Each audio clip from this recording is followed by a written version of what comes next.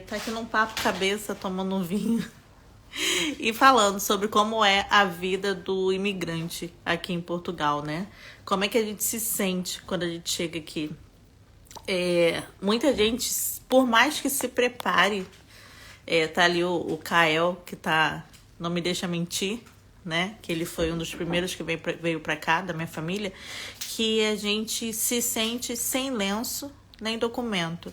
Por que sem lenço? Porque você não tem um ombro pra chorar. Você não tem ninguém para enxugar suas lágrimas quando você vem sozinho com a cara e a coragem. E sem documento, literalmente. Sem documento. Você só tem... Eu imagino que o Batista Rui, né? O Rui Batista, também imagina. Os portugueses passam um mês, né? Quando vão pra França, mas ainda tem o documento. Mas assim, os portugueses também migram muito, tá, gente? Inclusive, eu acho que agora é agosto ou setembro, Rui, que é o mês do imigrante. Que eu acho isso muito bonito, é uma tradição cá de Portugal, que é o mês de férias, que os imigrantes vêm todos para cá. Tem festa dos imigrantes. Que imigrantes? Os portugueses que foram morar em França, que foram morar na Suíça, que foram morar em outros países da Europa e voltam para cá. Em agosto. Isso para esse mês de acolhimento. É o mês de estar com a família, de fazer festa, né? E é um mês onde é incrível como a energia de Portugal muda em agosto. Como a gente sente, né? A alegria, as famílias, as senhoras, as vós, as mães que ficaram cá, né? E os filhos foram, se sentem super felizes com isso. Mas sobre a sensação que a gente tem como imigrante, a gente se sente sem lenço, nem documento. Como é? Vai pro Ponte de Lima. Vai aproveitar, então, as feiras novas. Vai ficar para as feiras novas. Feiras novas é agora em setembro, né? Feiras novas é um festival que tem em Ponte de Lima, que é feito depois da colheita das uvas. Me corrija se eu estiver errada, Rui. E é uma festa, gente. Ano passado eu tava a morar em Ponte de Lima nessa época, só que não teve tanta coisa porque ainda tinha algumas restrições da pandemia. Mas é um carnaval. É um carnaval. Eu preciso ir lá novamente esse ano pra ver como é que vai ser as feiras novas de Ponte de Lima. O Zeca é lá de Ponte de Lima, né, Zeca? Me fala aí, como é que tá os preparativos para as feiras novas? A rua fica toda iluminada, toda enfeitada, várias concertinas. Eu ensinei as portuguesas a sambar, como boa carioca que sou. E as portuguesas me ensinaram a dançar concertina, gente. Não é pra qualquer um não, tá? Cansa, porque a gente samba pra trás. A concertina se dança pra frente e com os braços assim pra cima. É lindo, é maravilhoso. E não foi tão maravilhoso ano passado porque ainda tinha um pouquinho dessa coisa aí do Covid. Então, esse ano eu quero dar um pulinho lá pra ver como é. Cadê meu vinho? Que a gente tá aqui filosofando no vinho. Os assuntos são todos misturados. Porque o pessoal tá aderindo aqui, estão falando. Zeca, eu quero saber como é que tá os preparativos aí das feiras novas. Mas vamos lá, como é que o imigrante se sente? Hoje eu tava conversando com uma imigrante, com uma amiga brasileira, que também trabalhava na área da beleza. Eu lá no Brasil, eu era gestora de uma rede de franquias de cabeleireiros. É uma rede muito grande, então assim, eu tinha um know-how, eu tinha uma profissão, eu era reconhecida, eu era gerente, eu fui gerente de 2 unidades e é um salão assim de clientes classe A, é um salão que são clientes só top, sabe? E as pessoas me falavam, as minhas patroas, as donas da franquia falavam, você vai mesmo, você tem certeza que a Alice é muito corajosa, você vai deixar tudo aqui? Eu tinha meu carro, eu tinha uma estabilidade profissional. E deixar tudo para trás para ir para outro país. Falei, vou, porque tinha os meus motivos, né? Questão de segurança. Eu já tinha uma vida. Eu já estava estabelecida, mas os meus filhos estavam iniciando a vida deles. E eu queria que eles tivessem a oportunidade de iniciar num lugar com maior qualidade de vida. Eu quero que os meus netos nasçam num lugar com mais segurança, com melhor educação. Então a gente faz esses sacrifícios, né? Mãe, como sempre, se sacrificando pelos filhos. E vim. E a sensação que eu tinha... Eu lembro que eu sempre fui de postar muito no meu Instagram, no meu Facebook. Eu sou coach de alta performance. Eu fiz o coach para poder trabalhar melhor o motivacional da minha equipe, a minha gestão. E Eu sempre falava, eu sempre postei muito e eu postava assim, eu tenho orgulho da mulher que eu me tornei, porque eu trabalhei muito pra ser ela. E de fato eu tinha. Só que quando você vem pra cá, você volta. Você dá 2 passos pra trás. Você não dá um passo pra trás. Tipo assim, é começar do zero. Não é nem começar do zero. Eu tava falando aqui com meu marido. É começar do -1. Você volta pro -1. Porque no zero, quando você nasce, você tem uma família que te acolhe, você é filho de alguém, você tem ali toda uma rede familiar, uma rede de amigos dos seus pais. Você faz parte de algo. Então, você tá começando do zero. Quando a gente vem pra cá, ou a gente migra, como o Rui falou, a gente não faz parte de nada. Você simplesmente é um extraterrestre que chegou ali, brotou naquele lugar. Você não tem amigos, você não tem muitas vezes família. Não foi o meu caso, porque malandramente, como boa carioca, eu fiz a cabeça da minha família toda pra vir, então veio toda a minha família. Mas assim, muitas das vezes a sua família não tem, você não tem ninguém, né? Sem lenço, sem ninguém, sem um ombro pra chorar. E você começa do -1. Sem documento, sem know-how profissional. Aquilo ali que você era, como eu era gerente de uma grande franquia, fui gerente de imobiliária, fui gerente de consórcios. E lá no Brasil, o gerente não é só aquele quem é brasileiro que está me vendo, não é só uma pessoa, porque aqui vendedor ou consultor, que a gente chama de consultor no Brasil, é chamado de gerente comercial. Não, lá gerente é chefe, é cargo de chefia mesmo. E tipo assim, eu tinha cargo de chefia. E vim pra cá, acabou, sabe? Você volta à estaca zero. Ainda mais a gente que é brasileiro, que vem, e você ainda não tem a documentação, a gente é estrangeiro, o CEF demora, não só brasileiro, é estrangeiro, o CEF demora a dar a sua autorização de residência. Então, enquanto isso não acontece, você não consegue se recolocar profissionalmente. Já é difícil se recolocar, porque você é um estrangeiro que veio de um outro país, com uma outra cultura, tem experiência sim, mas são experiências diferentes, porque os mercados são diferentes. E ainda sem documento, então assim, grandes empresas não vão aderir. E sem contar, gente, assim, que me desculpem os portugueses que não são praticantes disso, e são muitos. Muitos portugueses nos recebem muito bem, até porque o português imigra muito também. Então, ele sabe como é você estar vivendo numa terra que não é sua. Então, eles tratam com respeito o imigrante, mas tem muitos que não. Então, ainda existe um preconceito. Aí você imagina, você sai do seu país com um cargo de chefia, chega no outro país. Eu fiz um processo seletivo para uma empresa muito boa, dentro dos mesmos aspectos do que eu trabalhava no Brasil. E eu perguntei à pessoa que estava me entrevistando, passei por 5 fases do processo seletivo, que durou 2 meses, e eu falei assim, o que vocês estão procurando num profissional? E ela me respondeu assim, a gente está procurando um perfil, uma pessoa que tenha experiência e o perfil de tudo isso aqui que você colocou no seu currículo. Ou seja, modéstia à parte, e eu como gestora, né, com um cargo de chefia, eu entrevistava os meus funcionários, eu entrevistava as pessoas que iam entrar para a empresa que eu trabalhava, então eu sei como funciona o processo seletivo.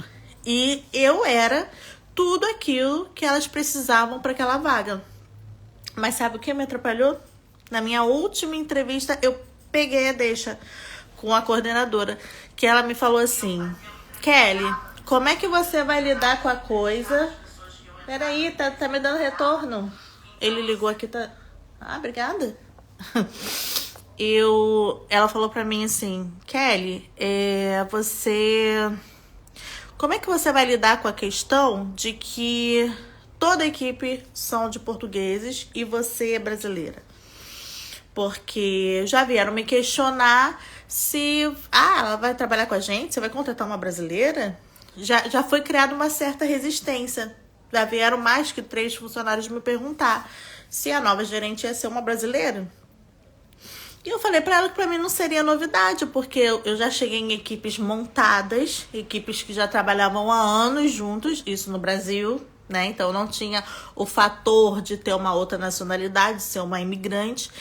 E a aceitação é difícil quando já tem um grupo formado e chega um estranho no ninho, né? E não sabe a que você veio. Não sabe o que você vai fazer ali, se você é uma pessoa legal, se você não é, se você tá ali para somar, se você tá ali para trabalhar, para atrapalhar, né? E não para trabalhar.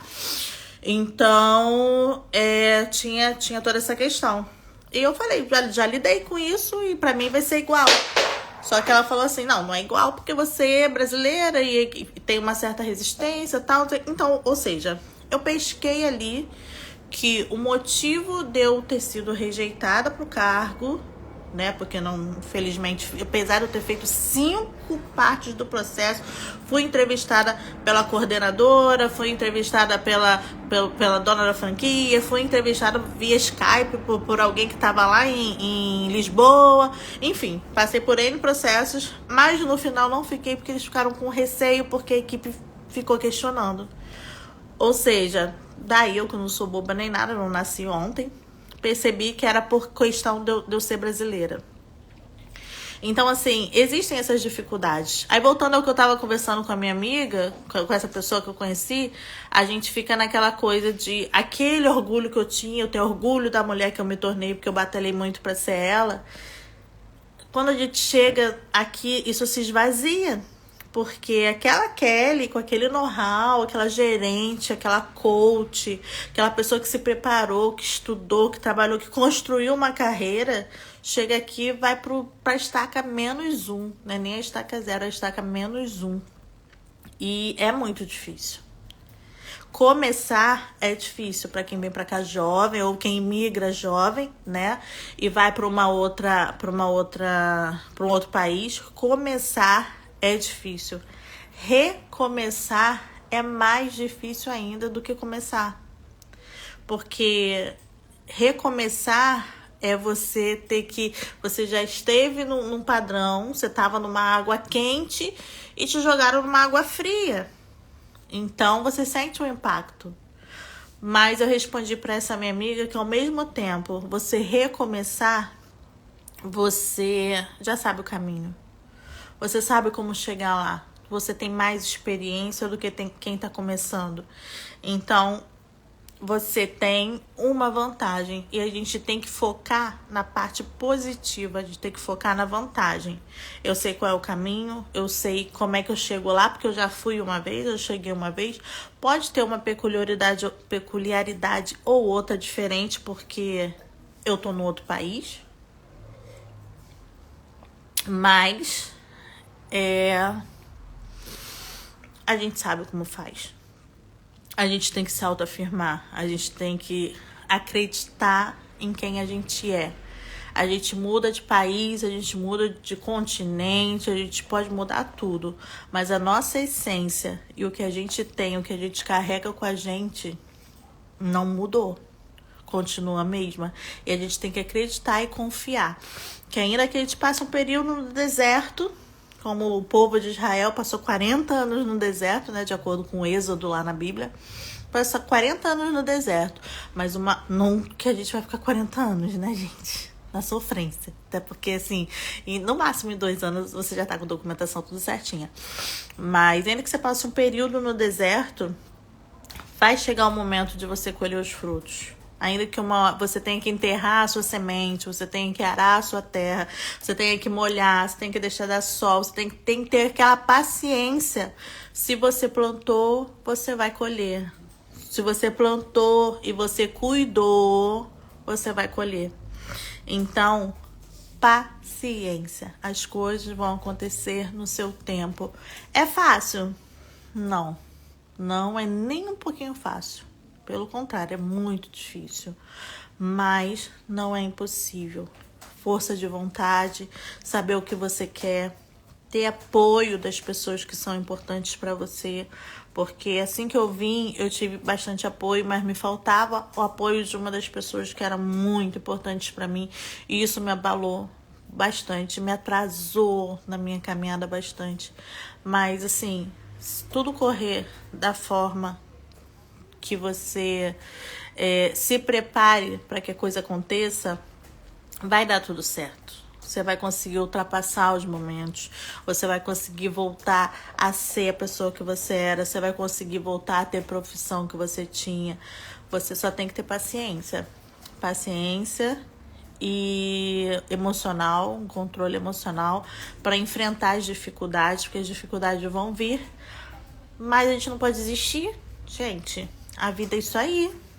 Tem verão, tem primavera, tem outono, mas também tem o inverno, né? Que aqui em Portugal, aliás, quem ainda não pegou inverno em Portugal, eu gosto de inverno, adoro frio.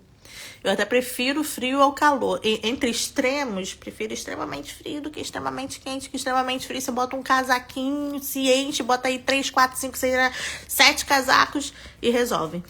Agora, no calor, a gente não pode andar nua na rua, infelizmente, né? E nem pode estar no ar-condicionado o tempo todo. Você precisa ir na rua, você vai pegar... Eu fui entrar no meu carro hoje, gente. Meu carro tem um termômetrozinho, quando eu ligo o painel, ele diz qual a temperatura. Tava 41 graus dentro do meu carro. 41 graus, porque o carro tava estacionado no sol. Então, até aquilo ali refrescar... falei assim, como assim? Tô no Rio de Janeiro. E, enfim, mas é como eu tava dizendo, existem as estações, né? Vai ter o verão, vai ter o inverno.